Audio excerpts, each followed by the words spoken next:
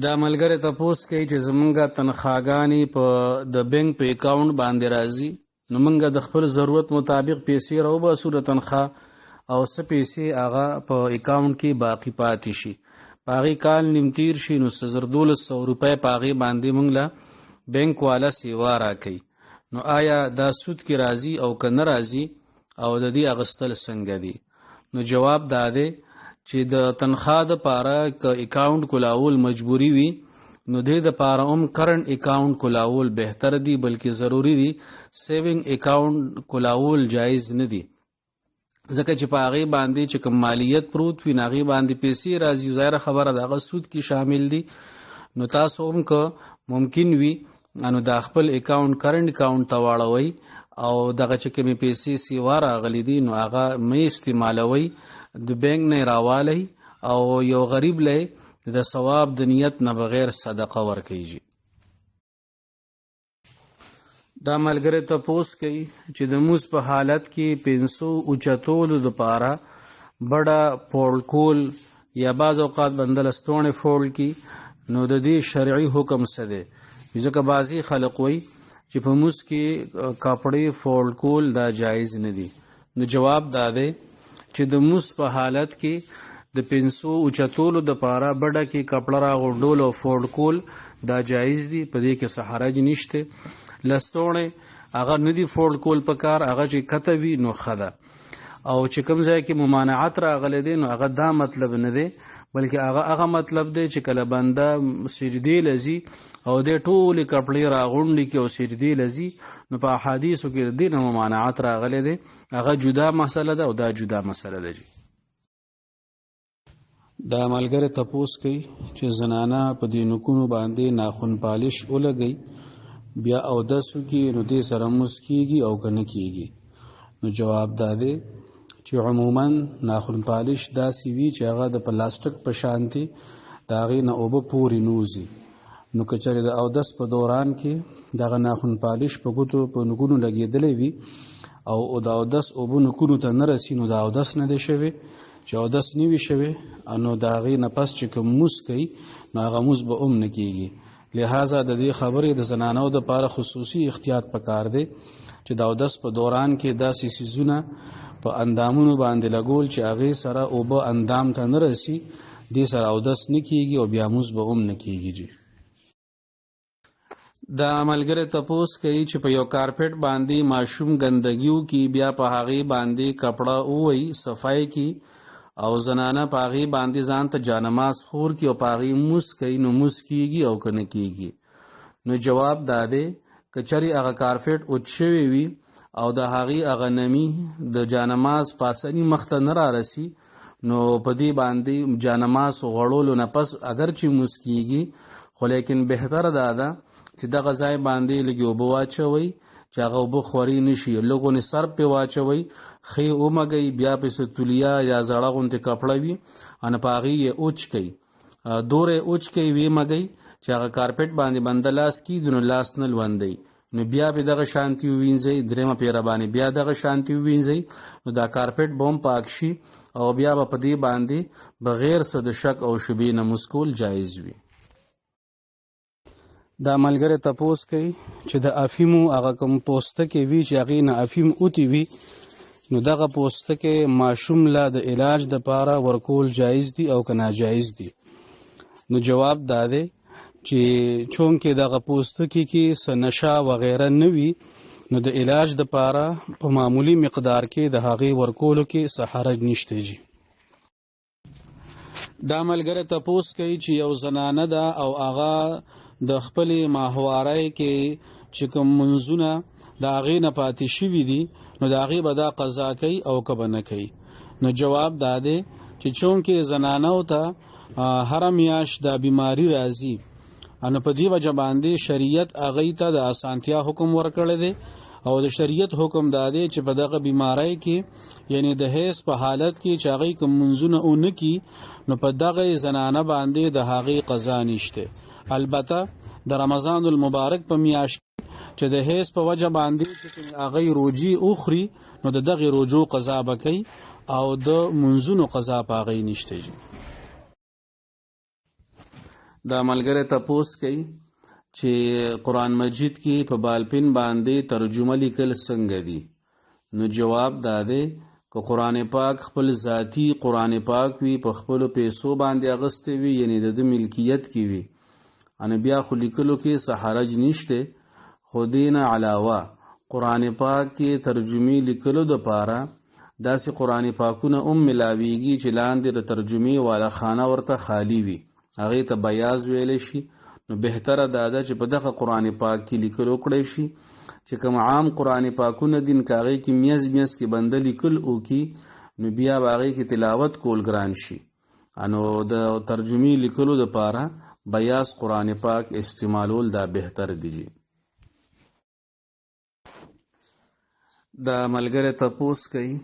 چې یو کس یو ځای کې کار کوي، نو هغه چې کله جومات ته لمونځ له لاړ شي، ان هلته کې ټول خلک ناستي امام سره،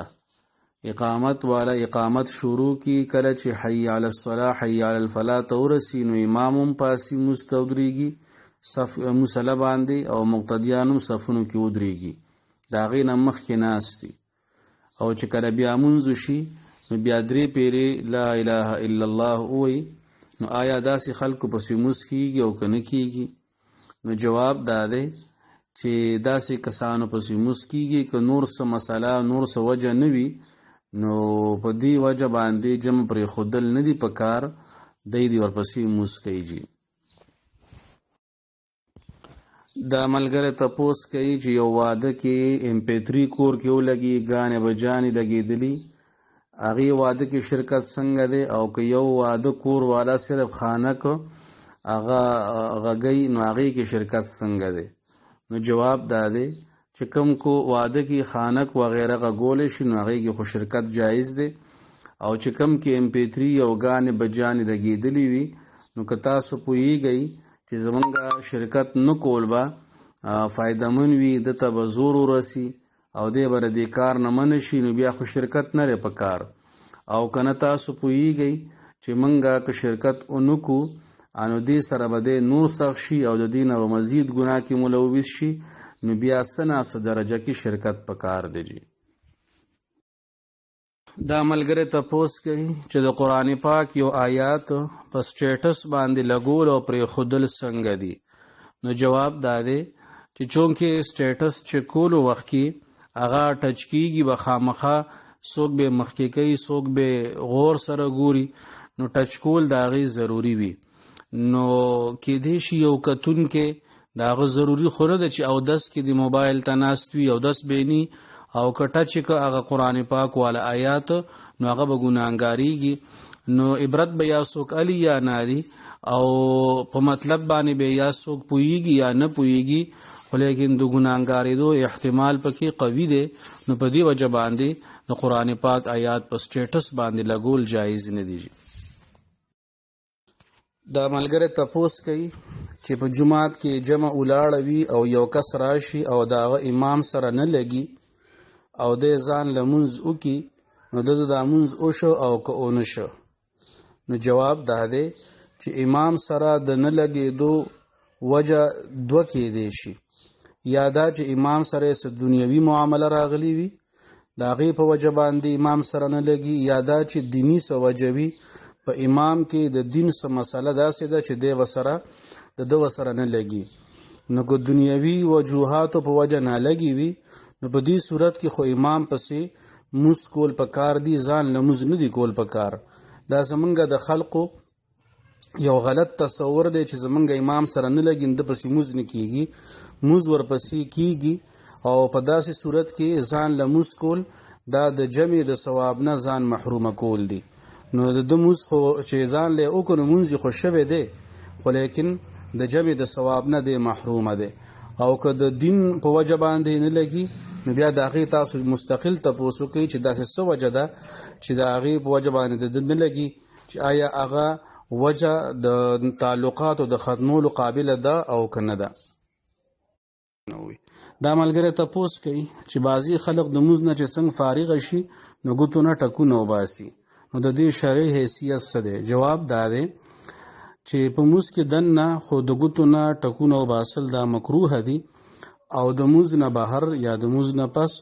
دا ټکونه باسل مناسب نه دي. نبی اکرم صلی الله علیه وسلم د موز د پاره درون خوږ انداز خوښ کړی دی چې با وقاره طریقې سره موز بنده وکي او د موز نه فارغ شي، نو دا د هغې منافي دی. نو په دې وجه باندې دې ته د ناخوښتیا په نظر باندې کتې شي، داسې کول مناسب نه دي. دا ملګری تپوس کوي چې مونږ په سفر کې روانو، دوه ملګري وو، د ماسپښین د موس ټیم راغی، نو مونږ موس ته ودرېدو. هلته یو دوه مقیمین کسانو مو، نو مونږ هغوی ته وویل چې مونږ ګوره مسافر یو، نو مونږ 2 رکاته وکړو او مونږ سلام وګرځو. نو بیا هغوی ځان له 2 رکاته وکړو. د موز نه پس هغوی مونږ سره په دې خبره باندې بحث مباحثه شروع کړه چې تاسو به 4 رکاته موس کړی، نو دا 2 رکاته به د ماسپښین شوي او دا 2 رکاته به د مازدیګر شوي. نو دی د دې باره کې تپوس کوي چې د دې باره کې مسله څه ده. نو جواب دا دی چې دې ته د عربی په ژبه کې یا د فقهاو په ژبه کې الجمع بین الصلاتین وي، 2 منځونه یو ځای ته جمع کول. نو زمونږ د امام ابو حنیفه رحمت الله علیه د مسلک مطابق 2 منځونه په یو وخت باندې کول د حج د موقع نه بغیر، هغه د عرفې فرض باندې د هغې د موقع نه بغیر، دا بالکل ناجایز دي.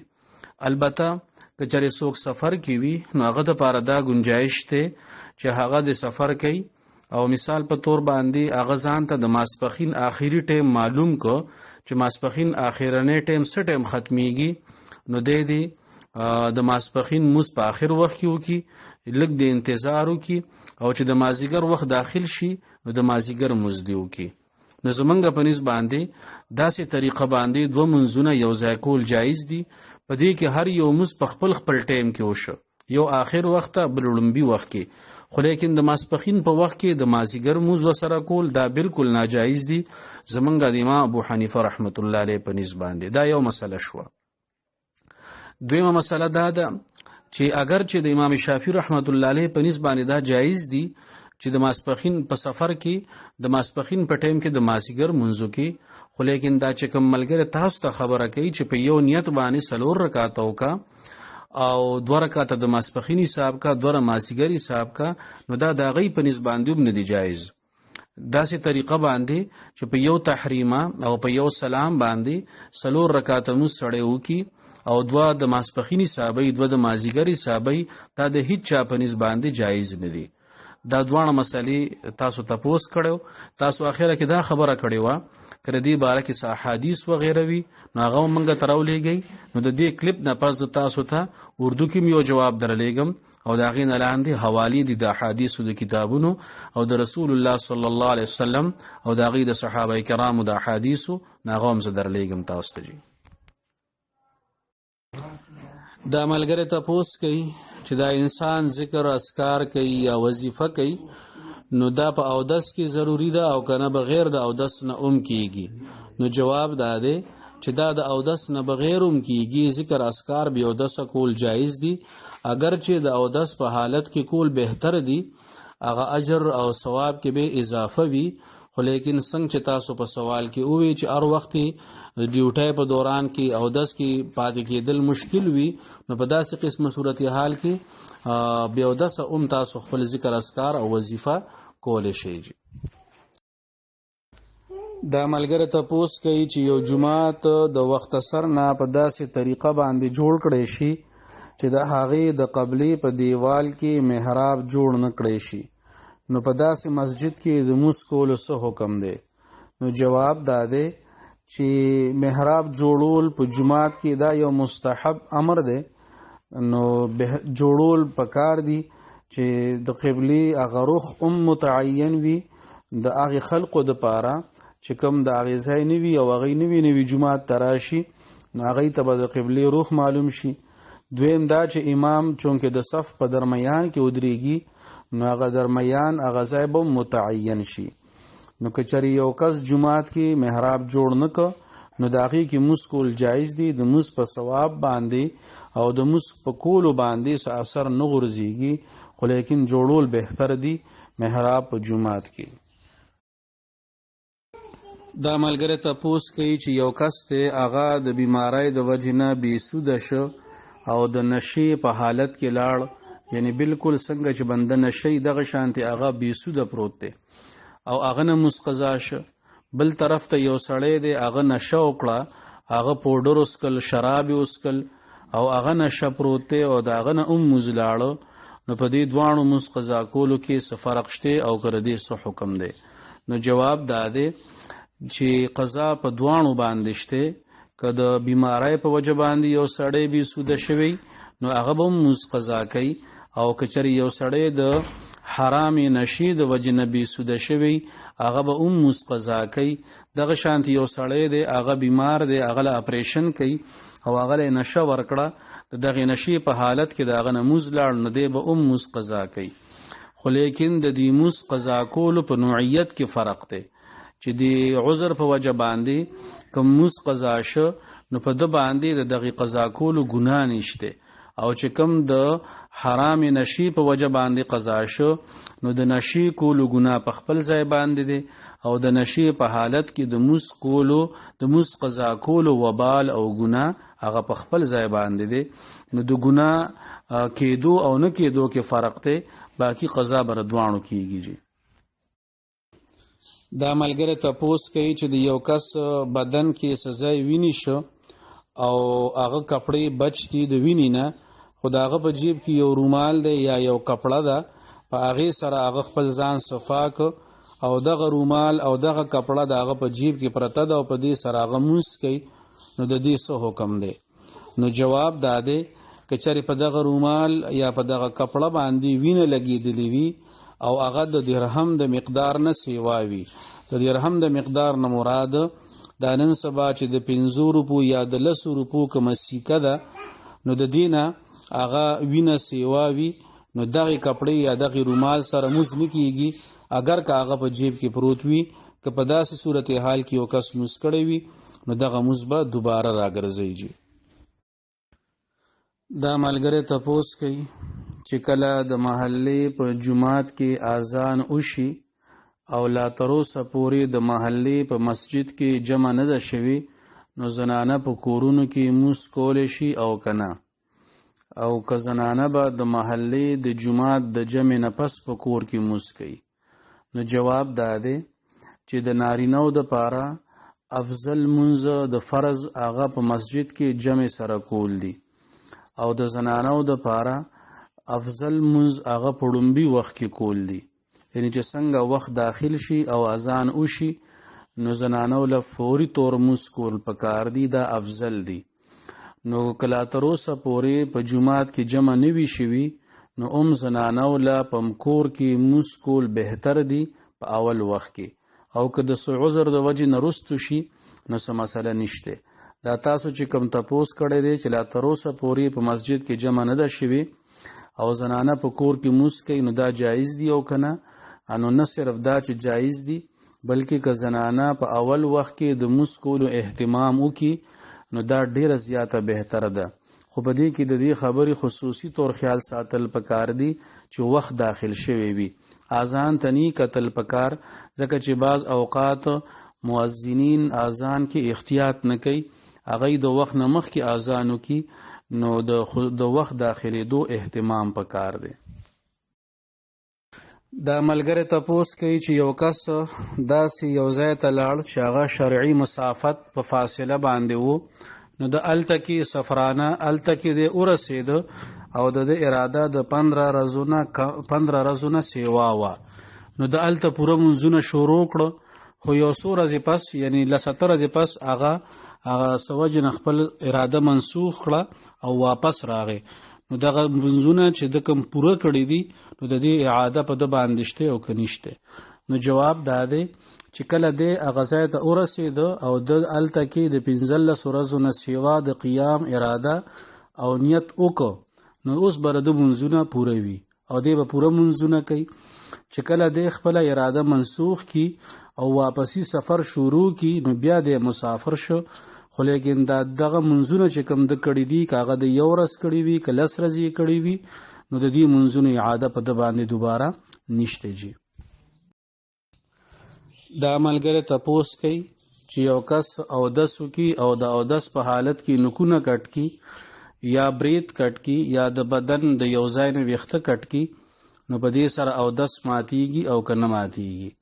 نو جواب دا دی چې د اودس په حالت کې نکونو کټ کولو سره، برید کټ کولو سره یا د بدن د بل ځای نه ویښته کټ کولو سره اودس نه ماتیږي. البته که چرې د نکونو کټ کولو سره یا ویښته وغیره کټ کولو سره څه ځای ویني شو نو د هغه ویني د وتو په وجه باندې اودس ماتېدو حکم به لګي، خو هغه به د ویني د وجې نه لګي، د نکونو او د ویښتو کټ کولو په وجه باندې اودس نه ماتېږي. دا ملګری تپوس کوي چې قبرونو ته تلل، مقبرې ته تلل د دې څه حکم دی د نارینهو دپاره د زنانو دپاره په عامو حالاتو کې او په خاص موقعو کې لکه اختر وغیره. نو جواب دا دی چې مقبرې ته د نارینهو دپاره تلل جایز دي، د ورځې تل جایز دي، د شپې تل جایز دي،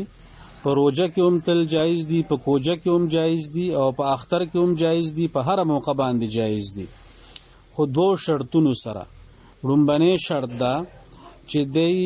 مقصد دا وي د مقبرې ته د تلو نه چې منګه د دغې مړو نه عبرت والو، چې دا هغه خلق دی چې پرونه پورې بلې ورځې پورې منګه سره په دنیا کې منډې تړلې به والي تګ و دود به کو، نو اوس دی پراته دي او منګه یو، نو منګ هم را روان یو دی مقبرې ته، نو د عبرت په نیت باندې تلل جایز دي. او دویم نیت هغه دا چې ایصال ثواب وکي، چې موږ به څه تلاوت وکړو، څه استغفار به ووایو او دی ته به دعا وکړو دې مړو ته، نو په دې دوو نیتونو باندې تلل جایز دي. د نارینهو دپاره یو درېمه خبره پکې دا ده چې یو موقع خاص ګڼل او هغه بیا لازم ګڼل دا جایز نه دي. څنګه چې د عامو خلکو عقیده ده او نظریه ده چې د اختر په ورځ باندې د سحر مونځ نه پس قبرونو ته تلل لازم دي، نو دا لازم ګڼل جایز نه دي. که څوک ځي د سحر مونځ نه پس ځي، که د ماسپښین نه پس ځي، نو په دې کې څه مسله نشته، خو لیکن یو خاص ټیم لازم ګڼل دا جایز نه دي. دویمه خبره هغه د زنانو ده. نو چې کومې زنانه نوجوانانې دي او ځوانې ښځې دي نو د هغوی دپاره قبرونو ته تلل جایز نه دي، په هیڅ موقع باندې نه دي جایز. د فتنې یره ده، قبرستان د تنهایۍ ځای وي، نو نورې ډېرې خبرې دي چې د هغې په وجه باندې فقهاو دغه زنانه منع کړي دي د قبرونو ته د تلو نه، او احادیثو کې هم د هغې ذکر موجود دی. او دویمه خبره دا ده چې زنانه عام طور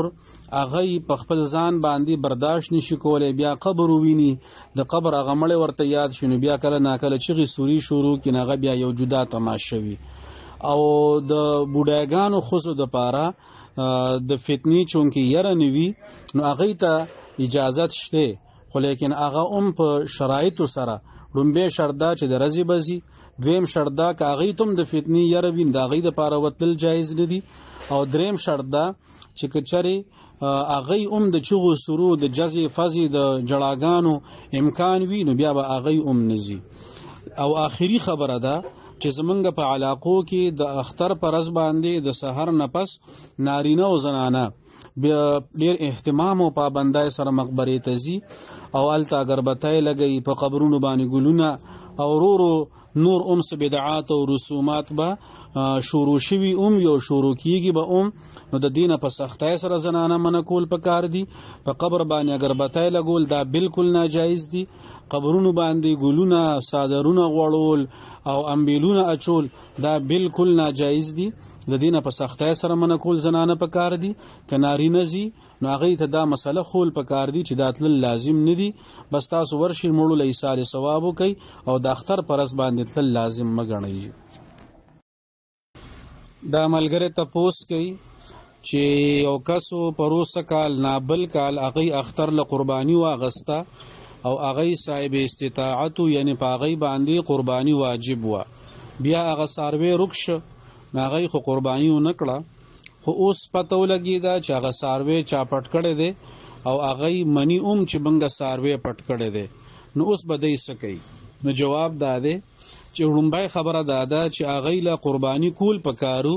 ځکه چې هغوی باندې قرباني واجب وه، چې کوم کس باندې قرباني واجب وي او هغه څاروی والی او هغه څاروی مړ شو یا رکش یا پکې صعیب راغی چې د هغې په وجه باندې د هغه نه قرباني نه کیږي نو هغې به بل څاروی علي او قرباني به کوي نو دی له خو قرباني کول پکارو اوس چې کله هغه څاروی چا ومنه چې او دا منګه پټ کړی نو که څاروی موجود دی نو بس څاروی دی تې والي او که څاروی نه دی موجوده نو د هغې قیمت دی تې والي نو چې په کوم قیمت باندې دی دواړه متفق شو نو هغه قیمت دی تې واخلي دا ملګری تپوس کوي چې زمونږ یو ملګری دی او هغه ګلکار دی د هغه د جیب نه موبایل نالی ته پرېوته بیا هغه راواغسته او صفای که او چلیږي خو هغه وایي چې دا موبایل جیب کې ما سره وي او زه لمونځ کومه نو د دې څه حکم دی نو جواب دا دی چې موبایل کله دغه شانتي پلید شي نو د هغې دپاره طریقه دا ده چې په پټرولو باندې یا په بل داسې یو مایع سیز باندې چې هغه موبایل ته نقصان نه رسوي په هغې دې ښه پاک کړي نو چې په پټرولو باندې یا په بل داسې یو سیز باندې چې هغه سیز پاکوي موبایل پاکوي نو چې هغې سره یې پاک کړي نو موبایل به هم د خرابېدو نه بچ شي او پاک به هم شي نو بیا که د ده په جیب کې پروت وي او دی لمونځ کوي نو بیا پکې څه حرج نشته دا ملګری تپوس کوي چې یو کسو نو هغه وایي چې موږ کره یو چرګه وه او هغه وه ګولډن خو موږ وی که دا ملکای ده نو ما بوتله خرڅله نو هغه هلته کې یو کس ما ته ووایي چې دا ملکای ده که دا ګولډن ده نو ما ورته قسم وخوړه چې دا ملکای ده او دغه وخت کې زما ذهن کې دا یقین چې دا ملکای چرګه ده خو چې زه کور ته واپس رالم او چرګه خرڅه شوه چې واپس رالم نو یو وروره راته ووایي چې هغه خو ګولډن وه نو دی وایي چې ما قسم هم خوړلی دی هغه کس هم زه نه پېژنم چې چا چرګه اخیستې ده نو اوس د دې څه حکم دی نو جواب دا دی چې دلته کې دوه خبرې دي لومبنۍ خبره دا ده چې د قسم خوړلی دی نو په ده باندې د قسم خوړلو ګناه نشته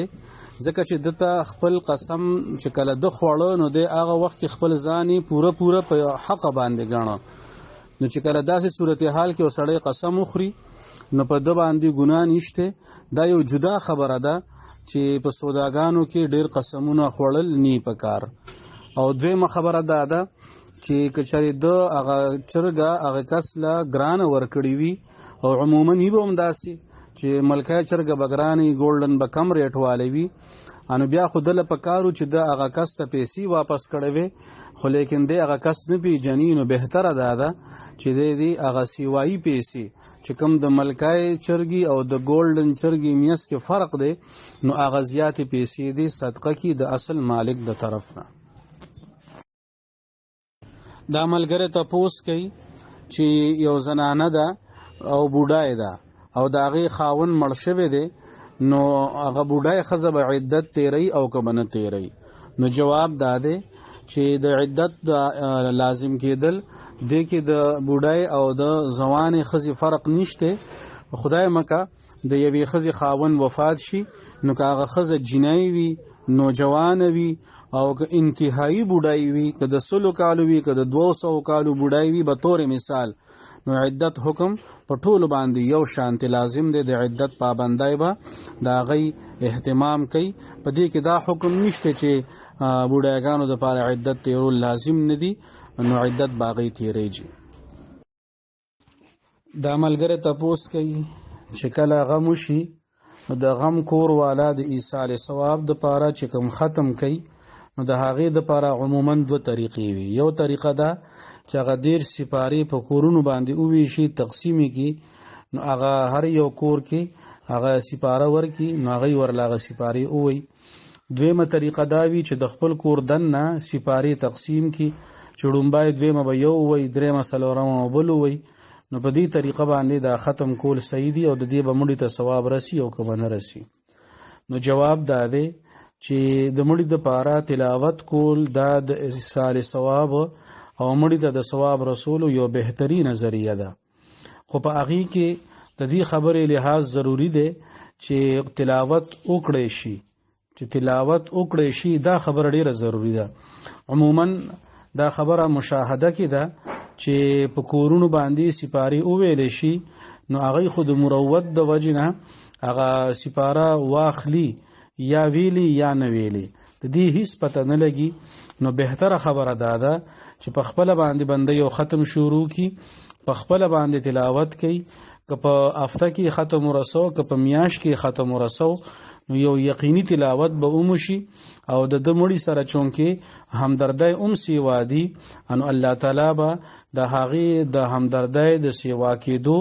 او د فکر د سیوا کېدو ثواب هم زیات ورکي. نو دا د ټولو نه بهترین صورت دی.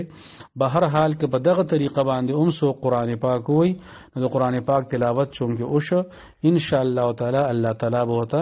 ثواب رسیږي. دا ملګری تپوس کوي چې یو زنانه خپل خاوند سره کورواله وکي، نو د غسل په حالت کې پای ورکول شي ماشوم له او کنه شي ورکول. نو جواب دا دی چې بغیر د عذر نه په غسل کولو کې تاخير نه دی پکار، خو د غسل په حالت کې او د جنابت په حالت کې ماشوم له پای ورکول جایز دي. په دې کې هیڅ قسم حرج نشته جی.